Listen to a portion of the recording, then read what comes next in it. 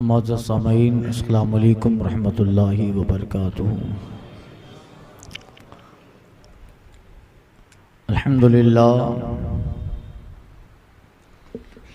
अल्हम्दुलिल्लाहिल्लज़ी हदाना इला सिरातिल मुस्तक़ीम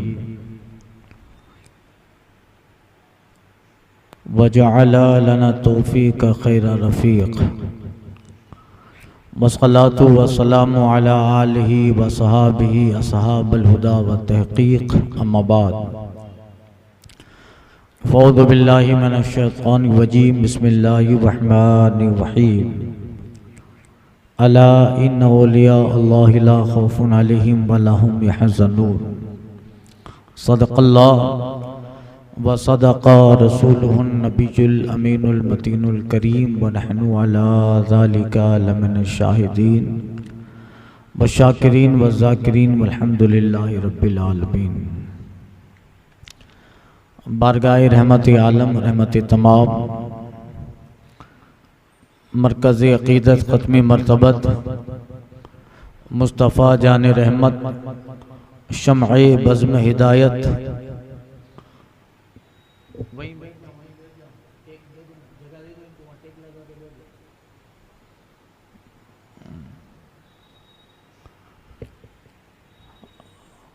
जानी आलमीन ताहा व यासीन मुज़म्मिल व मुदस्सिर हुज़ूर अहमद मुज्तबा मोहम्मद मुस्तफ़ा सल्लल्लाहु अलैहि वसल्लम में दुरूद शरीफ का नजराना पेश करें। पढ़ें अल्लाहुम्मा सल्लि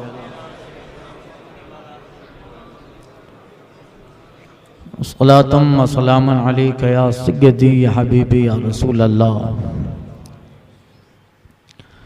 इमाम अहले सुन्नत फाज़िल बरेली हुज़ूर आला हज़रत अली रहमत रिज़वान फरमाते हैं, लुत्फ़ उनका आम हो ही जाएगा, लुत्फ़ उनका आम हो ही जाएगा, शाद हर नाकाम हो ही जाएगा।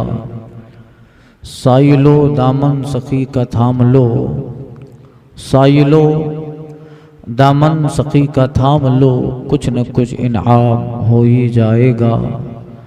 ए रज़ा हर काम का एक वक्त है, दिल को भी आराम हो ही जाएगा। हज़रात, आज शहंशाह गुजरात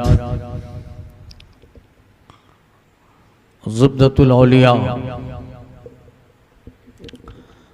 हज़रत सैयदना मीरा सैयद मोहम्मद अली दातार बिन सैयद दोस्त मोहम्मद बिन सैयद इल्मुद्दीन बिन सैयद मोहम्मद दारेन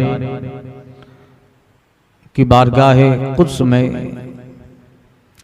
आज उनके उर्स की तारीख है, तो नजराने मोहब्बत के लिए हम और आप इकट्ठा हैं। हज़रत सैयद अली सरकार की ज़ात गुजरात बिलखुसूस और हिंदुस्तान में मोहताज तारुफ नहीं है। इससे पहले भी कई बार इस फ़कीर के बयानात आप हज़रत की सीरत पे समात कर चुके।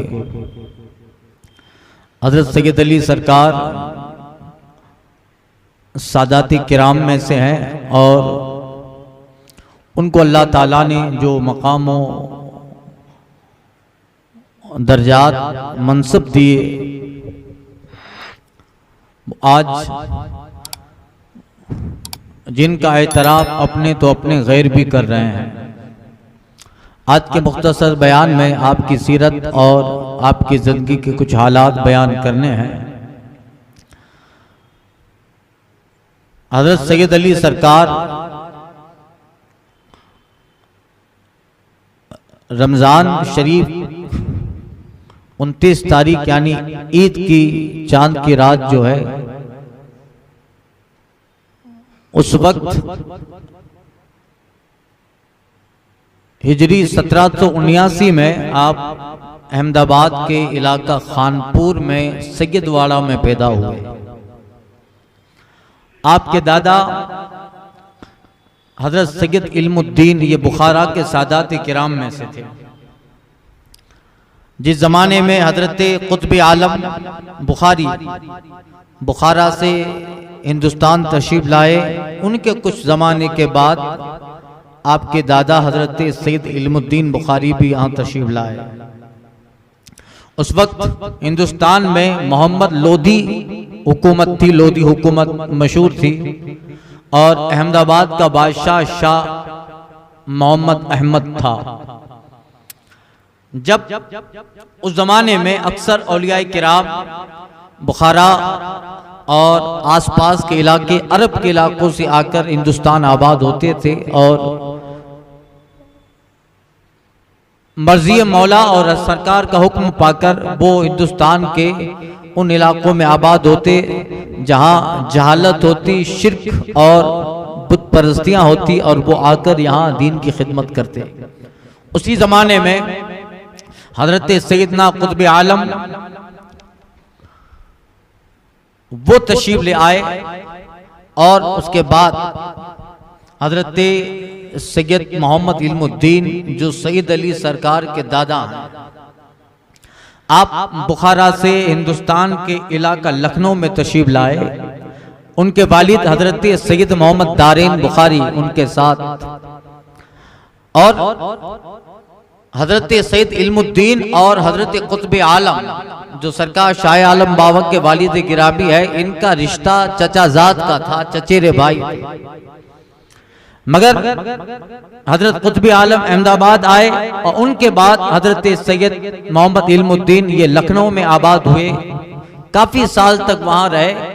और फिर जब आपके वालिद हजरत सैयद मोहम्मद दारेन का विसाल हुआ, तो हजरत सैयद इल्मुद्दीन अहमदाबाद तशरीफ ले आए और क़ुत्ब आलम से मुलाकात हुई। उस वक्त जो है अहमदाबाद का बादशाह अहमद शाह, जो औलिया किराम का मानने वाला, चाहने वाला, और हजरत क़ुत्ब आलम की बहुत इज्जत करता था। जब हजरत सैयद इल्मुद्दीन आए, क़ुत्ब आलम से मुलाकात हुई, ताल्लुकात मजबूत हुए, और बादशाह ने क़ुत्ब आलम के कहने पर सैयद अली सरकार के दादा हजरत सैयद इल्मुद्दीन को अपनी फौज का सिपह सालार बनाया। उस वक्त जंगों का दौर था, जंगों के हालात, और जगह जगह जंगें होती थी, और बादशाह के लश्कर इस्लामी फतह के लिए हर जगह तशरीफ ले जाते। हजरत सैयद इल्मुद्दीन ये फौज के सिपह सालार रहे, जहां टेंट होता था, छावनी होती थी फौज की, जहां हुक्म होता वहां जाते, और फिर अहमदाबाद में तशरीफ फरमा होते। आप इबादत गुजार, शब जिंदादार, और इस कदर सरकार सल्लल्लाहु अलैहि वसल्लम की शरीयत पे अमल पैरा थे कि फौज में भी जब फ्री का और फारिग वक्त होता था, सैयद अली सरकार के दादा हजरत सैयद इल्मुद्दीन सारे फौजियों को बिठाकर दर्स देते, हुजूर की सुन्नतें सिखाते, नमाज की पाबंदी पे तरगीब देते। यहाँ तक कि कुछ जमाना ऐसा गुजरा कि फिर फौज न रही, वो सारी फौजी लश्कर को देखा जाता, अल्लाह अल्लाह अल्लाह के हुक्म से वो फतेह भी पाते, और जब फारिग वक्त होता तो फौजी अल्लाह की इबादत में झुकते, एक इस्लामी माहौल कायम होता। इस कदर इबादत और रियादत। उसी जमाने में पाटन के इलाकों में कुछ डाकुओं ने इलाके वालों को तंग करना शुरू किया। आसपास की बस्तियों में अहमद शाह ने हजरत सैयद इल्मुद्दीन को वहां के मशवरा के लिए बुलाया कि क्या किया जाए। वहां आसपास के इलाके उनावा, मेवासन और लीलापुर, उनावा का पुराना नाम था लीलापुर, बता रहा हूं आगे क्या किया जाए। का डाकुओं का सफाया जरूरी है। ये महसाना का इलाका, आसपास पाटन और पाटन नगर, पाटन नगरी, इस तरफ हजरत सैयद इल्मुद्दीन ने कहा कि हुजूर तो फिर उनका सफाया जरूरी है। क्या किया जाए? आपने अपने बेटे हजरत सैयद दोस्त मोहम्मद, जो उस जमाने में दोस्तों मियां से मशहूर थे, हजरत सैयद अली सरकार के वालिद, आपके वालिद गिरामी ने आपको उस इलाके में भेजा। अब देखिए, हजरत सैयद इल्मुद्दीन सैयद अली सरकार के दादा, उन्होंने अपने बेटे हजरत सैयद दोस्त मोहम्मद का निकाह अहमदाबाद में उस्मानपुरा में शम्मे बुरहानी करके एक बुजुर्ग जो उस्मान से मशहूर थे, शम्मे बुरहानी से मशहूर थे उस्मानपुर में। उस जमाने में जब हजरत सैयद अली सरकार के वालिद और दादा का जमाना है, उस वक्त अहमदाबाद में उनका भी एक दौर था। बड़े पाई के बुजुर्ग थे, शम्मे बुरहानी उस्मानपुरा में उस्मान नाम से मशहूर थे। जब उन्होंने देखा कि हजरत सैयद इल्मुद्दीन उनके शहजादे हजरत दोस्त मोहम्मद मुलाकातें हुई और जब ताल्लुकात मजबूत हुए, तो हजरत शेख उस्मान ने अपनी बहन जिसका नाम बीबी आयशा था, उनका निकाह इल्मुद्दीन के बेटे दोस्त मोहम्मद से करवाया। उनसे 2 लड़के पैदा हुए, एक का नाम अबू मोहम्मद रखा और दूसरे लड़के हिजरी 779 में रमजान की आखिरी शब में पैदा हुए, उनका नाम मोहम्मद अली यानी सैयद अली रखा गया। और उनकी वालिदा जो शेख उस्मान की बेटी बहन थी, और उन्हीं को रास्ती अम्मा कहा जाता है, उनको जन्नती अम्मा कहा गया। आज जो रास्ती अम्मा की मशहूर है सैयद अली सरकार की वालिदा, जिन्हें जन्नती अम्मा भी कहा जाता है। अब एक शहजादे हजरत दोस्त मोहम्मद से सैयद अबू मोहम्मद पैदा हुए, और कुछ अरसे के बाद दूसरे साहबजादे हजरत सैयद अली सरकार दुनिया में तशरीफ लाए। जब हजरत सैयद अली सरकार की उम्र 3 महीने की थी, उस वक्त उनकी वालिदा यानी रास्ती अम्मा का विसाल हो गया। वो दूध पीते का जमाना था, फीडिंग पीरियड था।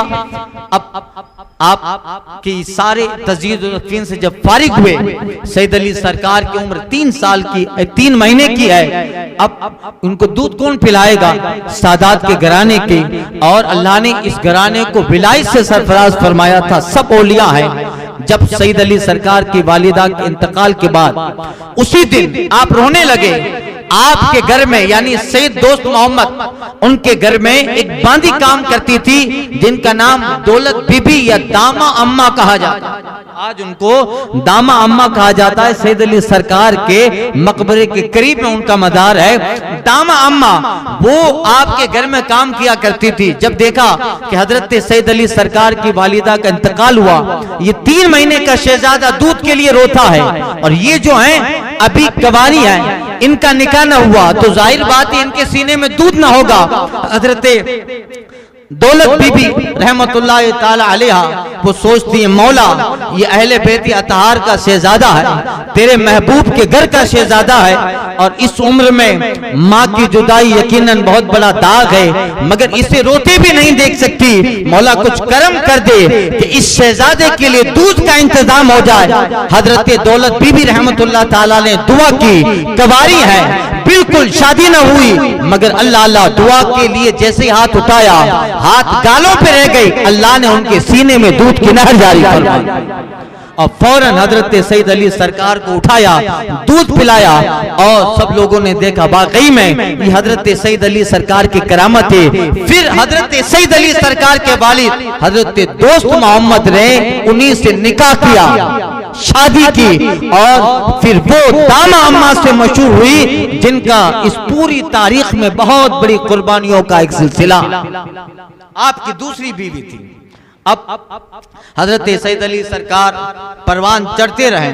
उस जमाने में जैसा कि मैंने अर्ज किया, उस इलाके में जब खबर मिली तो हजरत सैयद इल्मुद्दीन को अहमद शाह ने बुलाया। इल्मुद्दीन अपने बेटे हजरत सैयद दोस्त मोहम्मद से कहा कि जाओ इस इलाके में डाकुओं ने और वहां के कज़ाकों ने हालात खराब करके रखे हैं। आप पाटन नगरी के लिए अहमदाबाद से रवाना हुए लीलापुर पहुंचे, जिसे आज उनावा कहा जाता है।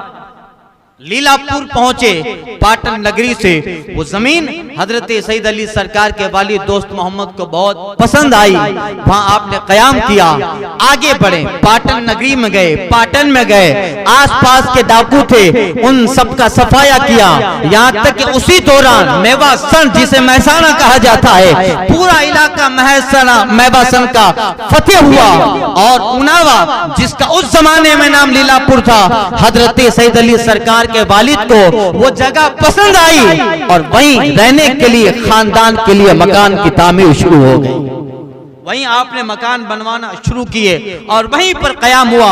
आप भी, आपकी वालिदा माजिदा यानी दाया हजरत दामा अम्मा जो आपकी वालिदा माजिदा है, वो और पूरा खानदान इधर रहने लगा। आपके दादा अहमदाबाद में अहमद शाह बादशाह के पास, हजरत सईद इल्मुद्दीन अहमतुल्लाह ताला। उस जमाने में मध्य प्रदेश एमपी का जिला धार का एक इलाका था जिसे मांडूगढ़ कहा जाता था, आज जिसे मांडलगढ़ कहते हैं। मांडूगढ़ में एक राजा मेहंदी की हुकूमत कायम हुई। गौर से सुनिएगा, वक्त नहीं है, मैं बहुत स्पीड से बयान कर रहा हूं। मांडूगढ़ जो एमपी जिला धार का इलाका था और उसमें तकरीबन 18-19 गांव थे जो इस मांडूगढ़ से मुल्हक और पूरा जो है उसी में समाया था। और पूरे 17-18 गांव को लेकर वहां राजा मेहंदी ने अपनी हुकूमत कायम की थी और पूरे इलाकों को चारों तरफ दीवारों से घेरा था और दीवारें भी 18 फुट की ऊंची थी। राजा बड़ा जालिम और खूंखार था। वो उसमें एक बहुत बड़ा मंदिर बनाया था और 20 फुट का एक बहुत बड़ा देव बनाया था और उसके लिए वो रोजाना उसकी पूजा करता और इलाके में किसी को भी पकड़कर रोजाना एक आदमी की बलि चढ़ाता और उस आदमी को कत्ल करने के बाद उसका खून का टीका उस देव पे भी लगाता, एक टीका अपने ऊपर लगाता। इस तरह रोजाना उस इलाके में वो बादशाह राजा मेहंदी जो था एक आदमी को जबरन कत्ल करता। लोग वहां परेशान हो गए। लोधी हुकूमत थी, मोहम्मद शाह लोधी, उसकी हुकूमत का जमाना। एक आदमी वहीं दार का रहने वाला वहां से निकला, दिल्ली गया। दिल्ली पहुंचने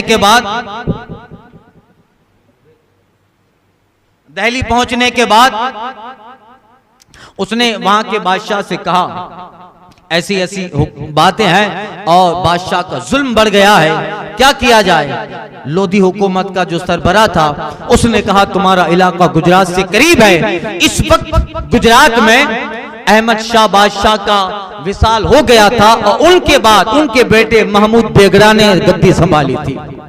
महमूद बेगरा एक बहुत बहादुर इंसान जो गुजरात का बादशाह कई सालों तक रहा। आज भी अहमदाबाद में उसकी बारगाह में आप जा सकते हैं। महमूद बेगरा, इसलिए बेगरा कहा जाता था, गुजराती शब्द है बहादुर। और बादशाह अहमद के बाद उसने बहुत अच्छा निजाम संभाला। कहा जाओ वहां और तुम्हारा इलाका चूंकि गुजरात के करीब है, वहां एक इंसान जो हुकूमत का नुमाइंदा और बादशाह है महमूद बेगरा, उससे मिलो और पूरी रिपोर्ट दिल्ली के बादशाह ने खत में लिख दी का जाओ ये गुजरात के बादशाह अहमदाबाद में होंगे, फुला जगह दे देना। वो आदमी जो धार का रहने वाला था वहां से आया अहमदाबाद शरीफ। अहमदाबाद में आकर वो खत दिया और जैसे महमूद बेगरा ने वो खत पढ़ा कि ऐसा ऐसा है और इलाके में इस कदर जुल्म हो रहा है, रोजाना एक आदमी की बलि चढ़ाई जाती है, क्या किया जाए।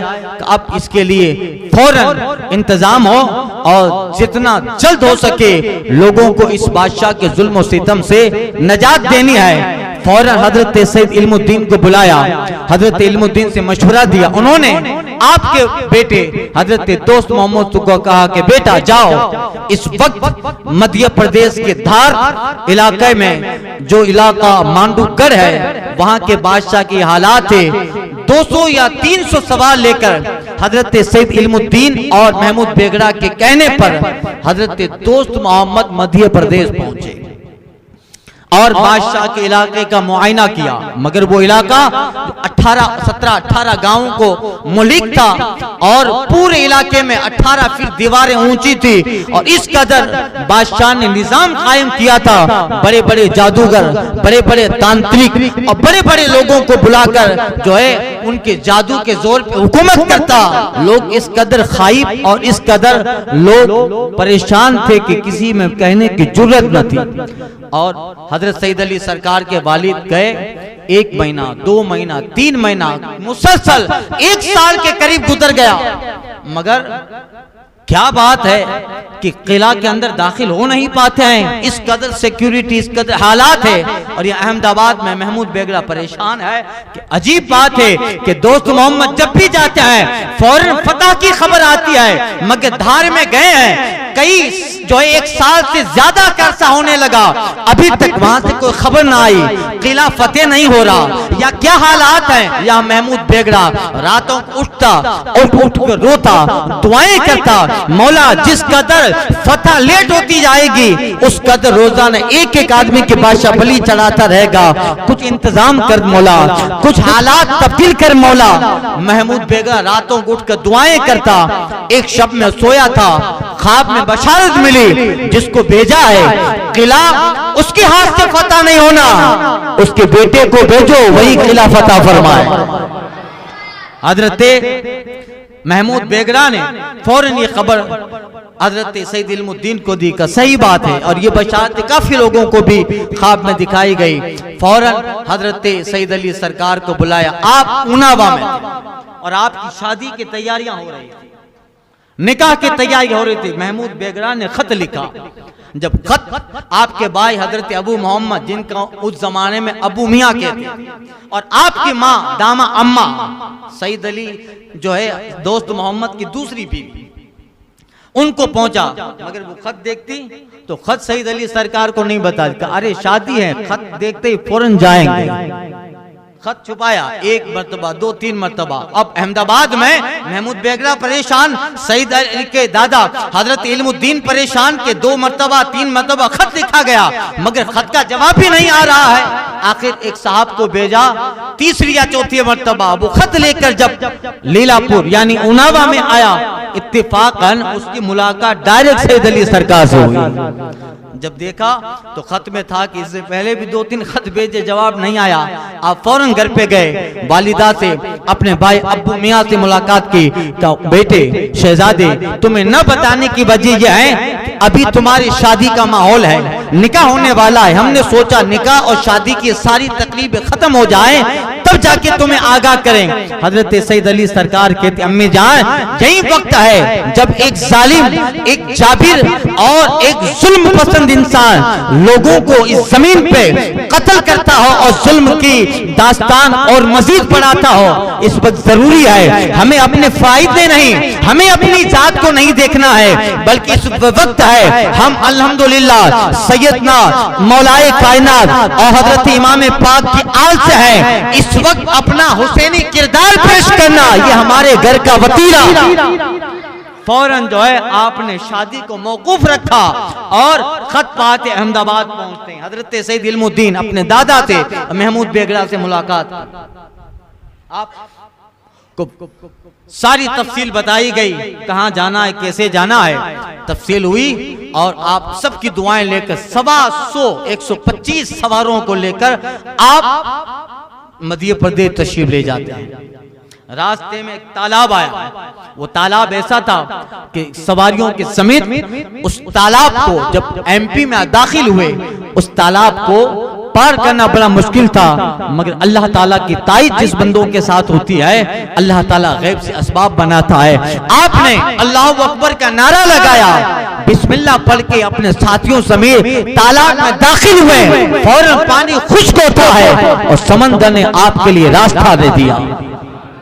आप पहुंचे, देखा तो किला की दीवारें 70 फीट ऊंची है। अब सवारियों घोड़ों के समेत अंदर जाना बड़ा मुश्किल था और इतने सारे सवार हैं।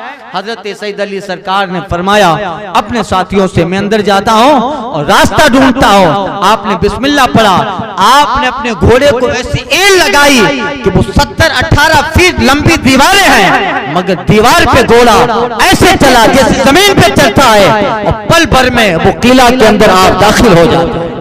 आज भी आपके घोड़े के निशान वहां मौजूद है, पांव के निशान मौजूद है। गए, अंदर से रास्ता ढूंढा, सुरंग बनाई, सुरंग देखी, और जब सारे हालात पता चल गए, उस सुरंग से आपने सारे सवारों को अंदर बुलाया।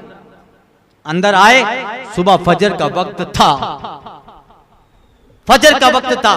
आपने देखा पूरा गांव, जो 17-18 मैंने अर्ज किया गांव का सब पूरा इज्तिमा था उस पूरे किला के अंदर। सुबह का वक्त था, लोग सोए हैं। आपने पहले साथियों से कहा, ये तार चश्मा नजर आता है, वुजू करो, पहले नमाज फजर पढ़ी जाए। अल्लाह अल्लाह, जहां मौत के मुंह में आया है, जहां एक ऐसे जालिम के दयार में पहुंचा है कि अब निकलना मुश्किल है, मगर अल्लाह अल्लाह दी अज़ाने कभी यूरोप के कलीसाओं में, तो कभी अफ्रीका के तपते हुए सहराओं में, उन्हीं के गुलामों मानने वाले थे। जब आए हैं, मगर पहले सजदा करके रब की इबादत की जाए, रब को सजदा शुक्र बजा लाया जाए, ताकि उस सजदे के तवस्सुल से अल्लाह हमें फतह अता फरमाए। हज़रत सईद अली सरकार अपने साथियों के साथ फजर के वक्त किला के एक जगह में नमाज पढ़ते हैं। फिर आपने जो है अल्लाह अकबर की निदा लगाई और मैदान जंग शुरू होता है। बादशाह को पता चला, उसके सिपाही आने लगे, जंग हुई, मगर अल्लाह ताला ने हजरत सईद अली सरकार को जो चेहरा, जो हुस्न, जो खूबसूरती अता फरमाई थी, अल्लाह अल्लाह जो भी देखता अपना होता, फिदा हो जाता। खैर देखता तो आपके चेहरे को देखकर उसमें रोब पैदा होता, उसमें जो है खौफतारी होता। यहाँ तक कि होते होते कई 1000 सिपाहियों को कत्ल किया। राजा भी अपने सिपाहियों के साथ निकला। जहां वो रहता था उसका नाम था जहाज महल, जहाज महल। और उसी महल में राजा ने एक बहुत बड़ा बुत बनाया था जो 20 फुट का ऊंचा था, और उसी के लिए वो रोजाना एक आदमी को कत्ल करता था। जब देखा तो वो भी अपने सिपाहियों को हुक्म देता है, जितने भी लोग जादूगर तांत्रिक हैं सबको बुलाया जाए, और ये जो आया है हमारे किले में घुसकर हमें मगलूब करना चाहता है, उसको यहाँ से वापस भेजा न जाए। राजा का हुक्म होता है, राजा मेहंदी का, सारे जादूगर, सारे तांत्रिक, सारी इस तरह की विद्या करने वाले जमा हुए, अपने जादू का जोर, अपने तांत्रिक का जोर दिखाया। मगर अल्लाह अल्लाह सैयद अली सरकार है, अपने सिपाहियों के साथ आगे बढ़ रहा है, जादू के जोर, काले तांत्रिकों के जोर। मगर वो जादू हैरान गए, आखिर ये कौन सा इंसान है, अब तक हमारी इस विधि और इस जादू से कोई बच नहीं पाया, मगर इस जवान पे असर नहीं होता है।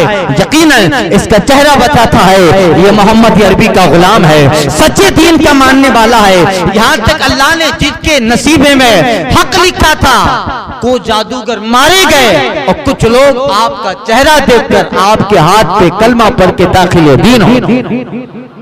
अब जब सामने राजा अपनी फौजों के साथ हजरत सईद अली सरकार की तरफ बढ़ा, आपने भी अपने कदम बढ़ाए और आमने सामने जंग हुई। राजा का कई दिनों की जंग के बाद राजा का पूरा लश्कर खाइब व खासिर हुआ। राजा मेहंदी वो भी आपके पास लड़ने आया। जैसे ही मुकाबले में होता है, हजरत सईद अली सरकार कहते, देख अभी वक्त है, इस्लाम कबूल कर, अपने जुल्म को छोड़, अपने सारे राजा पाठ जिसकी बुनियाद पर तू इंसानों का कत्ले आम करता है ये छोड़। अगर आज भी अपने जुल्म से बाज आ जाए तो मैं तुझे बख्श दूंगा। ये कहकर हजरत सईद अली सरकार ने पहले कलमा पेश किया, पहले उसे कहा कि तो अपने जुल्म से बाज आ जा। अब बड़ा होशियार था उस जमाने में, जब ये लोग चोटी रखा करते थे, अगर यही उनकी इज्जत होती थी, जैसे हमारी दाढ़ी इज्जत है, ये हमारी इज्जत है, हमारा वकार है। छिलाने वाले देख लें अपनी इज्जत को खो रहे हैं। ये वकार है हमारा, ये इज्जत है, ये बुजुर्गी है। तो उन लोगों की चोटी बुजुर्गी थी।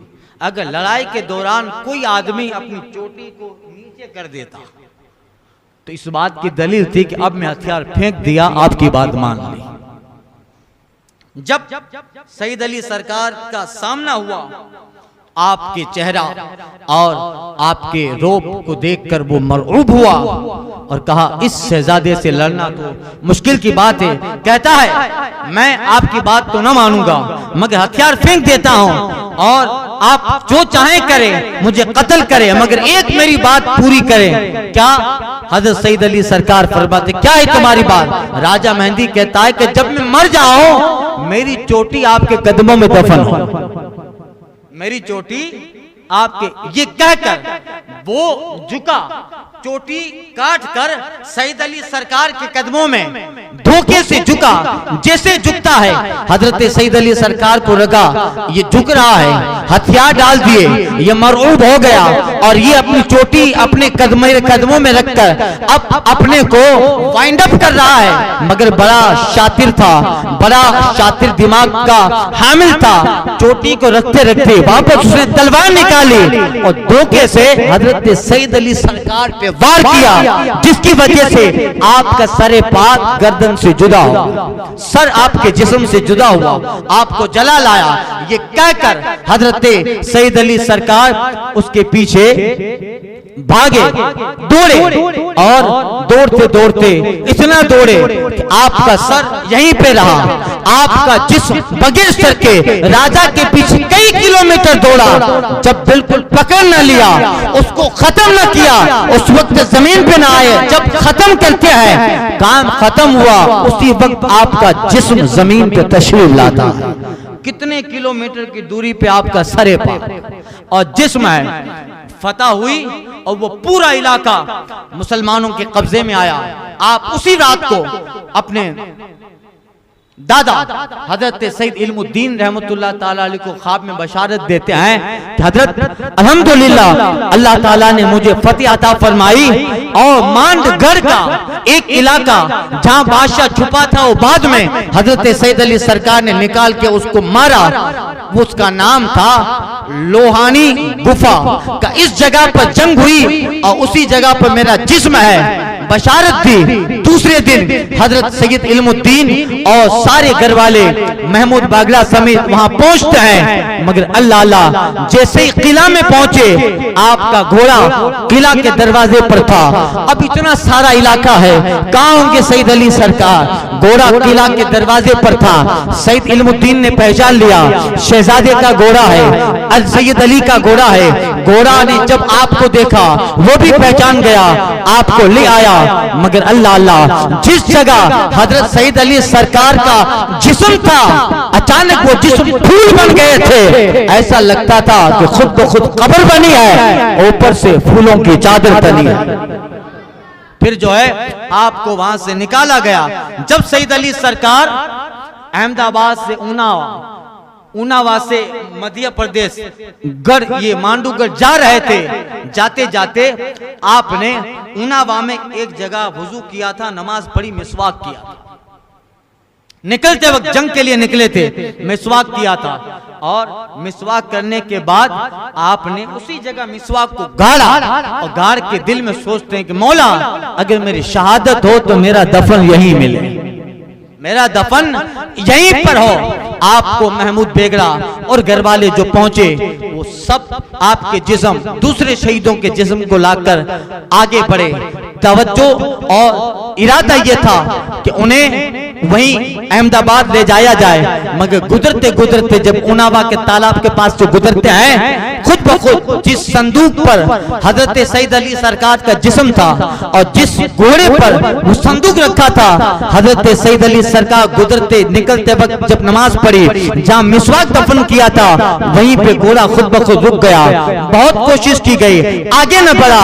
आखिर सवार आकर कहता है हजरत एक बात मैं जानता हूँ। क्या है? बात यह है हजरत की तमन्ना थी कि हजरत विसाल और शहादत के बाद यहीं पे आराम फरमा, इसलिए वहीं पे आराम किया और फिर आपका मज़ार अक़दस आज भी रहमतों की आमाजगाह बना।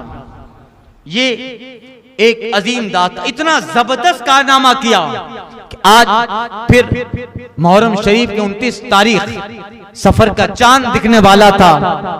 उस वक्त 898 में हजरत सईद अली सरकार की वफात है। मगर अल्लाह अल्लाह जो आपके फैज, आपके जूदो करम, इतने साल हो गए, कितने साल, कुतुब आलम का जमाना, शाही आलम का जमाना, 9वीं सदी हिजरी, ये 14वीं सदी हिजरी, अल्लाह अल्लाह 15वीं सदी का आगाज हो गया। 15वीं सदी यानी आज 1400 से आगे 15वीं सदी चल रही है। इतने साल हो गए, मगर अल्लाह अल्लाह आज भी आपकी बारगाह, आपकी दरगाह, आपका आस्थाना बगैर तफरीक के मज़हब व मिल्लत के इस कदर लोगों को फैज तकसीम करता है, इस कदर करामतें हैं। अल्लाह अल्लाह अगर उनको जमा किया जाए एक ज़ख़ीम किताब तैयार हो सकती है। आज भी फैज बढ़ता है, कहीं से शिफा न मिलती हो, सईद अली सरकार की बारगाह में आ जाए, बशारतें मिलती है, करम नवाजियां मिलती है। और जो कहीं सारे डॉक्टरों तबीब इलाज दे चुके हो, अल्लाह अल्लाह एक महीना रहता है, सईद अली सरकार की बारगाह से शिफा का मुश्ता मिलता है।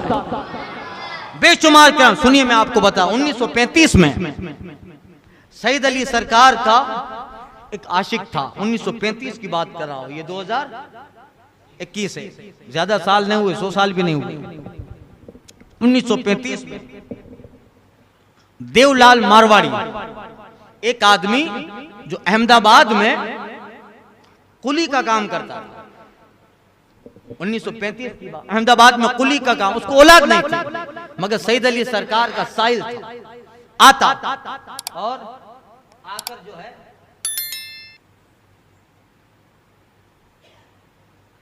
आता और औलाद के लिए मन्नत समाजत करता। मगर कुछ वक्त गुजरा, हजरत सईद अली सरकार ने उनको एक शहजादा अता फरमाया। वो देवलाल मारवाड़ी, अहमदाबाद का कुली, वहां के जो उस वक्त खादिम थे उनसे मिला, दुआएं हुई और खादिम ने कहा इसका नाम रोशन लाल रखो। उस मारवाड़ी ने अपने बच्चे का नाम रोशन लाल रखा। कुछ सालों के बाद जब वो उसका शहजादा 3.25 साल का हुआ, उसको गले में एक मर्ज पैदा हो, इलाज करवाया, मुआलजा करवाया। उस जमाने में अहमदाबाद का और महसाना का एक बहुत बड़ा हकीम था, बाबू हकीम उस वक्त माना हुआ हकीम था। उसके पास इलाज किया, मगर इलाज कारगर साबित न हुआ। अहमदाबाद हॉस्पिटल और तरह तरह के हकीमों के पास से होके आए, मगर इलाज न हुआ। जब उस मारवाड़ी देवीलाल का बेटा 4 साल का होता है, उसकी वफात हो, इंतकाल कर गया। उनावा के तालाब के करीब उसको दफनाया गया।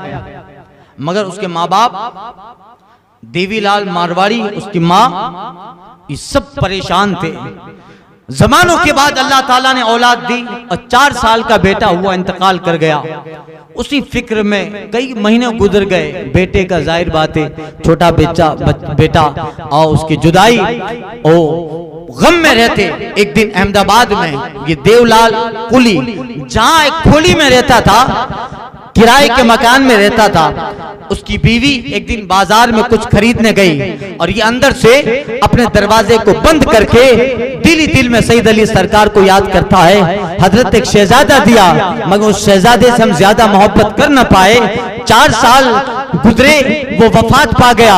अपने बेटे का गम भी था, जुदाई भी थी, और दिल में सईद अली सरकार को याद भी करता। अचानक देखा कि आंख उसकी खुली तो देखा कि उसके कमरे में एक छोटा बच्चा खड़ा है, छोटा बच्चा। और वो बच्चा आकर कहता है, ऐ देव, क्यों परेशान होता है? तेरा बेटा दिल्ली के स्टेशन पे मिलेगा, चला जा। और वो बच्चा गायब हो गया। वो देवलाल मारवाड़ी जब देखता है कि दरवाजा अंदर से बंद है और कोई आने का रास्ता नहीं है, मगर ये बच्चा कैसे अंदर आया? और आकर कहता है कि मेरा बच्चा मुझे दिल्ली के स्टेशन पे मिलेगा। वो समझ गया ये आने वाले सईद अली सरकार थे। वो फौरन जो है बगैर टाइम को वेस्ट करता हुआ दिल्ली स्टेशन पे पहुंचा, ट्रेन में बैठा। अब जैसे ही वो दिल्ली स्टेशन पे जिस पट्टी पे उसकी ट्रेन आने वाली है पहुंचा, उसके पहुंचने से कुछ देर पहले बाजू वाली पट्टी में एक ट्रेन की बोगी में एक कपड़े में लिपटा हुआ 4 साल का बच्चा सफाई करने वाली औरत को मिला। जब औरत को बच्चा मिला, वो फौरन स्टेशन के करीब आकर वहां के मास्टर को खबर करती है कि ये बच्चा खुला ट्रेन में जो है कपड़े में लपेटा हुआ मिला। मास्टर कहता है किसका बच्चा होगा। इतने में जो है वो सारा वाकया फैल गया, लोग जमा हो गए, फिर जमा हो गए। इतने में उसी पट्टी के बाजू में जहां ये सारा वाकया होता था, वहीं पास में एक दूसरी पट्टी पड़ती थी। वो ट्रेन अहमदाबाद से दिल्ली पहुंच रही, दिल्ली पहुंची, वो देखा कि यहाँ लोग जमा है, उतरा, उतर कर चीरता हुआ गया, देखा कहता ये मेरा बेटा, ये बेटा मेरा है। अरे तू तो इस ट्रेन में आया है और ये तो हमें फुला ट्रेन से मिला, ये तेरा बेटा कैसे है। कहा इसको उल्टाओ, इसके सीने पे दाग है, इसके हाथ पे दाग है, इसकी जांघ पे दाग है, सारी निशानियां बताई और सईद अली सरकार का वाकया बताया। लोगों को यकीन आ गया। दिल्ली के स्टेशन से कुछ लोग तफ्तीश हाल के लिए वापस उनावा पहुंचे, जहां उसको दफन किया था, खोला, वहां कोई लड़का न था। सईद अली सरकार ने अपने कर्म से जिंदा करके वो लाल मारवाड़ी को उसका शहजादा वापस कर दिया। नौ आराम जिस बीमार को सारे जमाने से उठा जाए, थोड़ी सी खाक इनके आस्थाने। 1975 में अबू बकर भावड़ा करके एक इंसान जो दिलवाड़ा का रहने वाला था, वहीं की आबादी है, दिलवाड़ा का रहने वाला, करुण तकलीफ, दिलवाड़ा का रहने वाला था। उसने सईद अली सरकार का साइल था, आता जाता था। अचानक कोई हादसा हुआ, अबू बकर भावड़ा उसकी आंखें चली गई, मुकम्मल आंखों की रोशनाई खत्म हो गई। अब वो गमगीन रहता, परेशान रहता और आंखों के न होने की वजह से फिक्र भी बहुत रहती, क्या किया जाए, क्या ना किया जाए। वो एक दिन अपने घर में सोया था, उसे सईद अली सरकार फरमाते हमारे पास आजा, तेरी आंख दे देते हैं, हमारे पास आ, तेरी आंख देते हैं। वो सईद अली सरकार की बारगाह में पहुंचा, अपने घर वालों को नहीं बताया, बीवी बच्चों को नहीं बताया, ख्वाब देखकर फौरन उनावा सईद अली सरकार की बारगाह में बैठा। एक दिन रात को सोया था, क्या देखा, सईद अली सरकार आए हैं और उसकी आंखों का ऑपरेशन कर रहे हैं, आंखों पे शिफा के लिए हाथ फेर रहे हैं। और ख्वाब देखता है कि ख्वाब में सईद अली सरकार उसकी आंखों पे पट्टी बांधते हैं। इतने में सुबह फजर की अजान हुई, आंख खुली, ख्वाब में सईद अली सरकार ने जो आंखों पे पट्टी बांधी है, आंख खुलती है, वो पट्टी मौजूद है। अपने आंखों में देखा, फौरन जो है बौखलाया और पट्टी को खोलता है, देखा सामने सईद अली सरकार का आस्थाना है। और उसी वक्त ये ख्वाब देखता है और उसी वक्त इसकी बीवी को उसके गांव में ख्वाब आता है। और सईद अली सरकार फरमाते हैं फिक्र क्यों करती है, तेरा शोर हमारे पास है, हमने उसे आंखें दे दी है। अल्लाह अल्लाह, यहाँ भी बशारत, वहां भी बशारत। ये सईद अली सरकार का गुंबद देखता है, सामने देखा उसकी बीवी आ रही है। तुझे कैसे पता चला यहाँ, जिसने आंखें दी है उसी ने ख्वाब में आके पता बताया। ये है हजरत सईद अली सरकार। इस तरह बेशुमार करामतें, मैं खुद कई सालों तक मुहर्रम शरीफ के वाज करने गया हूं, कई साल तक, और ऐसी ऐसी करामतें, ऐसे ऐसे हालात। एक आदमी, ये तकरीबन 1992 या 93 की बात है, एक आदमी एमपी का रहने वाला गालिबन, जादू के जरिया उनके पेट में सांप को डाला गया। सांप को, सांप डंखता, डंख मारता, मगर हकीम तबीब किसी से इलाज कारगर साबित न हुआ। आखिर सईद अली सरकार की बारगाह में आया, थोड़ी देर की हाजिरी है, लोबान और वहां के जो मामूलात है उस मामूलात पे अमल किया। कुछ दिन गुजरे, हजरत सईद अली सरकार की ज़र्ब जादू पर ऐसी लगती है जैसे बिजली कड़की हो और दरख्त को जला के राख कर दिया हो। उस पे आपका करम हुआ और उसकी कैसे उसके पेट से जिंदा सांप बरामद होते हैं और ख्वाब में बशारत दी गई तुम्हारा जादू हमने मुकम्मल काट दिया है। आज तक उसकी नस्लें हैं, उस खानदान में जादू किसी को असर नहीं करता। इस तरह आपकी दरगाह की बेशुमार करामतें, किसी को छछूंदर निकल रहा है। लोगों ने जादू के जरिया जो जादू करते हैं वो जादू कभी इन तरह की शक्लें अख्तियार कर लेता है। किसी को छपकली निकल रही है, वो सारा जादू जो उनके पेट में होता है। सईद अली सरकार की बारगाह की हाजिरी, उनके बारगाह के वक्त पर जो है हाजिरी, उनसे मोहब्बत, उनसे अकीदत और उनकी बशारतें हैं। अल्लाह अल्लाह, तकरीबन इतने साल गुजर गए, आज कोई गिन नहीं सकता है कैसे कैसे मरीज शिफायाब हुआ है, कैसे कैसे लोग बारगाह से तंदुरुस्त होके गए हैं। जमाने दुनिया की सारी तबादत इसका इलाज न कर पाए, 1 महीना सईद अली की बारगाह में रहता है, रोता आता है, हंसता जाता है, रोता आता है, खुशी से जाता है, करम का काफिला उतरता है। और हजरत सईद अली नस्लों तक शिफा का परवाना लिख दिया गया।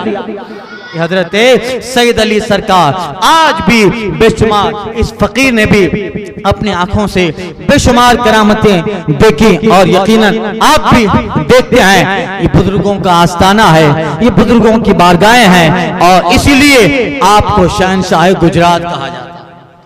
आप इस जमीन गुजरात पे अल्लाह के करम हैं, अल्लाह का जो है बेहतरीन इनाम अहले गुजरात पर हजरत सईद अली सरकार रज़ी अल्लाह ताला अन्हों की जाती गिरामी है। इसलिए हम लोग अल्हम्दुलिल्लाह इस एतबार से भी बड़े खुश नसीब हैं कि अल्लाह ताला ने हमें सईद अली सरकार का दामन दिया और गुजरात का इलाका इसलिए भी बेहतर और इसलिए भी रहमतों की आमादगाह है कि जमीन पर अल्लाह के बड़े बड़े मुकद्दस औलिया आबाद हैं। इसी गुजरात में कुतुब आलम भी है, इसी गुजरात में शाही आलम भी है, इसी गुजरात में हजरत सैयद वजूद्दीन बाबा की जात भी है, हजरत ख्वाजा अब्दुल समद खुदानुमा की जाती गिरामी भी है, सईद अली सरकार भी, बेशुमार औलिया किराम की जमीन गुजरात को शर्फ मिला है। इसलिए जब तक ये जमीन है, इस जमीन पर इन अल्लाह वालों का साया अहले हिंद पर, अहले गुजरात पे बरसता रहे।